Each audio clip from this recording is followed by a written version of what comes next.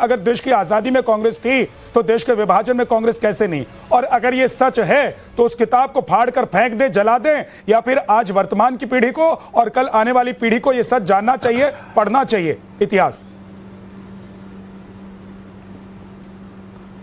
विद्यानाथ जी, सबसे पहले तो आप सभी को और आपको दर्शकों को स्वतंत्रता दिवस के हार्दिक शुभकामनाएं। उसके बाद एक फोटो दिखाता हूं जो देश की सबसे दुर्लभ तस्वीर आज भारतीय जनता पार्टी के पेट्रोल मंत्रालय ने छापी। आप देख रहे हैं इस फोटो में सावरकर जी सर पे बिठा रखे हैं, झंडे के बराबर में खड़े कर रखे हैं, और अपमान महात्मा गांधी का, चंद्रशेखर आजाद का और सुभाष चंद्र बोस जी का सरेआम हो रहा है। भाई ये तो पढ़ाएंगे ये पाठ, ये तो कुछ दिन में भी कह देंगे कि नथुराम गोडसे का मंत्री बनाकर वो भगवान सर महात्मा गांधी हत्यारे थे। ये पढ़ा क्या रहे, देश को ले जा कहां रहे हैं? सवाल तो ये ना, भी आपकी मैं अभी सुना था आपकी जो एक पत्रकार महोदय कह रही थी कि बंटवारा कांग्रेस ने करा। चलो आपकी बात मान ली, कांग्रेस ने बंटवारा करा तो आज ये हिंदू राष्ट्र की जो दुहाई देते हैं, कैसे हिंदू राष्ट्र बनाते? ये तो रोटी सेक रहे हैं ना, ये तो गुमराह कर रहे हैं देश को। जगदीश जी, आपकी बात मान ली, बंटवारा हमने करा, वक्त का हालात था, तगाजा था वहां जी। मान रहे ना बंटवारा आपने किया? विद्यानाथ जी, एक सेकंड। हाँ बोलिए। मान रहे ना बंटवारा आपने किया? ये तो हालात थे, ये तो हालात थे। अगर नहीं करते तो मुसलमान हिंदू इतने मारे जा रहे थे पाकिस्तान में, उनको भी तो बचाना था। अरे ये तो भाई विचारधारा, तो विचारधारा ही नहीं है जो इनके हालात हैं। तो यही तो पढ़ाया जा रहा है। फिर क्यों पवन खेड़ा कह रहे हैं कि इस किताब को जलाकर फाड़ कर फेंक दो? ये लोग इतिहास को, जगदीश जी, यही तो पढ़ाया जा रहा है। ये बिल्कुल तो स्पेशल मॉड्यूल है एनसीईआरटी का, बदल रहे हैं। यही तो बच्चों के सामने, लोगों के सामने रखा गया है। सावरकर वीर कैसे थे मैं कैसे मान लूं? और भाई मैं कैसे मान लूं क्या सावरकर वीर थे? ये फोटो महात्मा गांधी आप सावरकर को वीर नहीं मानेंगे, आपकी मर्जी है, ये कांग्रेस की मर्जी है।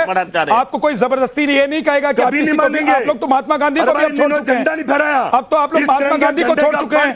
और उस वक्त भी जब विभाजन हुआ था तो तब भी आपने महात्मा गांधी की बात नहीं मानी थी। महात्मा गांधी तो कहा था कि आजादी के बाद इस कांग्रेस को भंग कर देना चाहिए। आप लोगों ने तो उसको भी नहीं मारा। गलती है वो कांग्रेस भी नहीं है। गलती है हमारी, गलती है हमारी। हम चोरों को पहचान नहीं पाए, वोट चोर करके सत्ता में बैठे हैं, देश को गुमराह करे, गलती है हमारी। महात्मा गांधी की बात क्यों नहीं मानी? चाहिए था। महात्मा गांधी की बात क्यों नहीं मानी? आज पूरा महात्मा गांधी की बात नेहरू जी ने क्यों नहीं मानी? महात्मा गांधी ने क्या कहा था बताइए? महात्मा गांधी नहीं तैयार थे। क्या कहा था महात्मा गांधी विभाजन के लिए नहीं तैयार थे। ने हिंदू मुसलमान लड़वा दो, उन्होंने, महात्मा गांधी ने कहा आपसे ज्यादा लड़वा दो। आपसे कम चिंता थी महात्मा गांधी को हिंदू मुसलमान की। हालात हिंदू मारे जा रहे थे। आपसे कम चिंता थी महात्मा गांधी को हिंदू मुसलमान की। हिंदू को बचाना था। मैं पूछ रहा हूँ, आपसे कम चिंता थी क्या महात्मा गांधी को हिंदू मुसलमान की? हिंदुस्तान बनाना था। पाकिस्तान बनने के बाद महात्मा गांधी ने ही सबसे पहले कहा था कि उनको खाने के लिए पैसा दो और तिरपाल दो ताकि उनके सर पर छत रहे। मैं पूछ रहा हूं आपसे, सच को अगर पढ़ा रहे हैं तो कांग्रेस को दिक्कत क्यों हो रही है? नेहरू जी ने बनाया है। जगदीश जी, महात्मा गांधी चाहते थे कि भाई से भाई ना लड़े, पर हिंदुस्तान भी चाहिए था हमें। हिंदुस्तान बनाया हमने, जिसकी आज ये दुहाई दे रहे हैं, जिसकी बात कर रहे हैं, हिंदू राष्ट्र की बात कर रहे हैं, हमने बनाया हिंदुस्तान। आपने हिंदू राष्ट्र बनाया, चर्चा होनी चाहिए। आपने हिंदू राष्ट्र बनाया। विद्या भाई, हालात थे।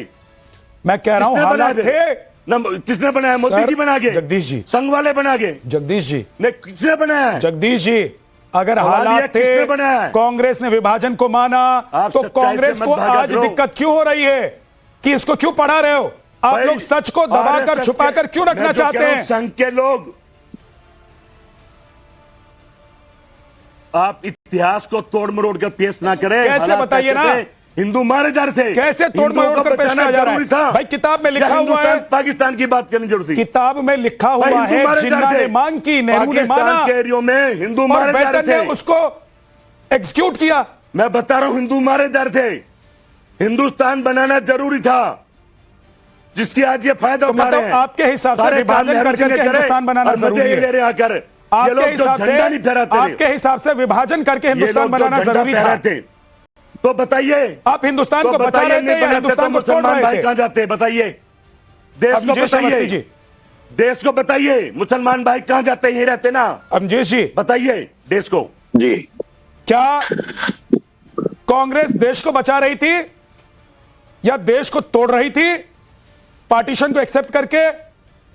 और आज अगर सच पढ़ाने की कोशिश हो रही है, एनसीईआरटी की तरफ से जो बुक है स्पेशल मॉड्यूल, उसमें सारी जानकारी लिखी गई है, दी गई है, बताई गई है, ताकि अभी की पीढ़ी, आने वाली पीढ़ी लोग पढ़ें और जाने कि सच क्या है। तो ये अधिकार नहीं है क्या इस देश के नागरिकों को, या कांग्रेस को लग रहा है कि इस पर पर्दा ही रहना चाहिए? विद्यानाथ जी, ये जो तमाम लोग जो कहते हैं ना उसको जला दो, इसको जला दो, मनुस्मृति जला दो, रामचरितमानस जला दो, अब कह रहे हैं कि किताब जला दो, ये इससे बेहतर ये है कि वो जाकर के सामने तथ्य पेश करें कि देखो ये सच नहीं है, कांग्रेस ने विरोध किया, कांग्रेस ने साइन नहीं किए, लेकिन उसके बावजूद विभाजन हो गया। अरे साइन करने वाले कौन लोग थे उसमें? जिन्ना और कांग्रेस के नेता नेहरू और पटेल जी ने कहा, और पटेल को इसके कारण अपमान भी झेलना पड़ा, लंबे समय तक पटेल विरोध करते रहे, और जब विभाजन को स्वीकार करना भी पड़ा तो उसके बाद उन्होंने पूरे भारतवर्ष को एक किया। ये दोनों भूमिकाएं अलग अलग हैं, इसलिए बात जलाने की और विरोध करने की नहीं है, बात साक्षात रूप से ये एकेडमिक काम है। यहाँ पे जिन लोगों को आप बिठा लेते हैं सिर्फ नारेबाजी से थोड़ा काम चलता है। ये बात बाकायदा नेशनल आर्काइव्स में, राष्ट्रीय संग्रहालय में, 3 मूर्ति भवन में वो सारे डॉक्यूमेंट्स उपलब्ध हैं जिनमें इस पूरे विभाजन की सच्ची कहानी लिखी हुई है। अभी तो बहुत सारी चीजें सामने आनी है जो अब तक पढ़ाई नहीं गई। जिन लोगों ने पाकिस्तान के पक्ष में मुस्लिम लीग को वोट दिया वो कौन लोग थे? वो सिर्फ 4% मुसलमान थे, मुसलमानों को वोट तक नहीं देने दिया गया। बात यह है असली, यहाँ पर पसमानदा मुसलमानों का वोट नहीं था उस समय, आज है वोट, उस समय नहीं था वोट। सिर्फ कुछ लोगों ने, जिन्ना और उसके कुछ, और आज विद्यानाथ जी बता दूं, आज 16 अगस्त है। 16 अगस्त भारत के इतिहास को और भारत के लोगों को ध्यान रखना चाहिए। 16 अगस्त 1946 को डायरेक्ट एक्शन डे में क्या हुआ किसी को मालूम है?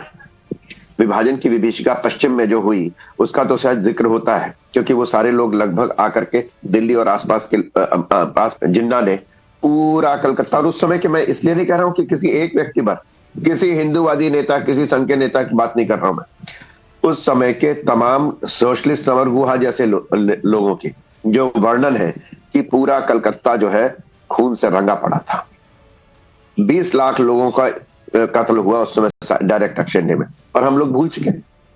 जो देश, जो समाज अपने इतिहास की उन विभीषिकाओं को भूल जाता है, वो समाज दोबारा उस गड्ढे में जाने के लिए अपने आप को तैयार कर ले। ठीक है धनंजय, ये सारी घटनाएं याद रखने के लिए, मन मस्तिष्क में बसा लेने के लिए बहुत आवश्यक है।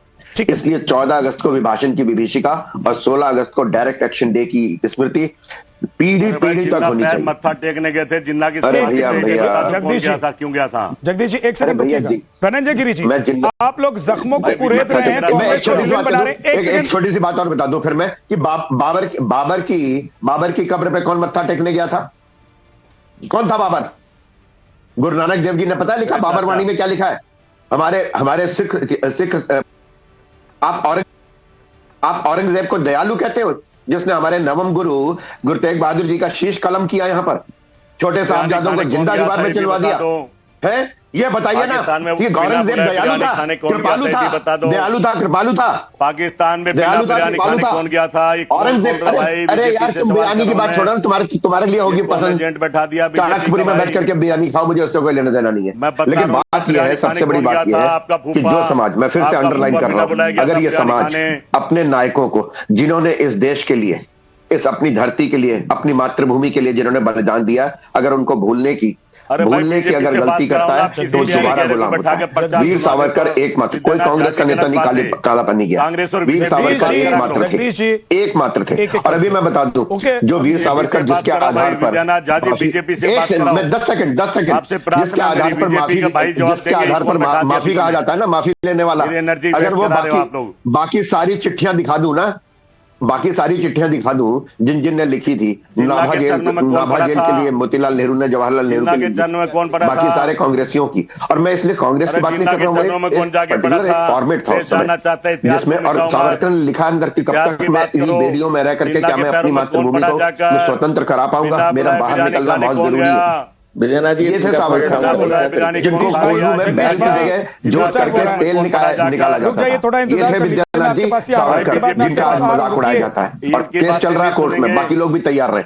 इनकी बातें नहीं सुनेंगे। ओके रुक जाइए। बीजेपी से बात कराओ। जगदीश जी, जब आप ये कहते हैं कि बिरयानी खाने के लिए कौन गया, जब आप ये कहते हैं कि जिन्ना के मजार पर कौन गया, तो आपको ये भी बताना चाहिए ना कि थाली में परोसकर कश्मीर किसने दे दिया पाकिस्तान को, और जब मौका था कश्मीर वापस लेने का तो आप लोगों की इच्छा शक्ति इतनी कमजोर क्यों पड़ गई थी? जी, इसका जवाब देंगे देश को आप लोग? मेरे भाई हैं, विद्यानाथ झा जी, मैं आपका दर्द समझता हूं मेरे भाइयों। आप मेरा दर्द मत समझिए, आप देश का दर्द समझिए। आप बिल्कुल ठीक। अब मेरी बात सिर्फ बीजेपी के 20 सेकंड में आप अपनी बात बोलिए, उसके बाद बीजेपी के पास जाना। देश तो आज रो रहा है, खून के आंसुओं से रो रहा है, खून के आंसुओं से रो रहा है विद्यानाथ झा भाई। देश के कौन लागे? वही लोग। मुझे दुख है विद्यानाथ झा जी, इन लोगों ने 50 साल तिरंगे का अपमान करा।